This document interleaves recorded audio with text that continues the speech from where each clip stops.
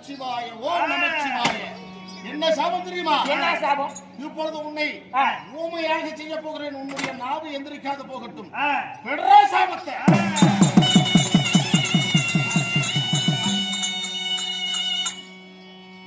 பேசுற பார்க்கலாம், பேச பார்க்கலாம். நன்றி கெட்டவன்.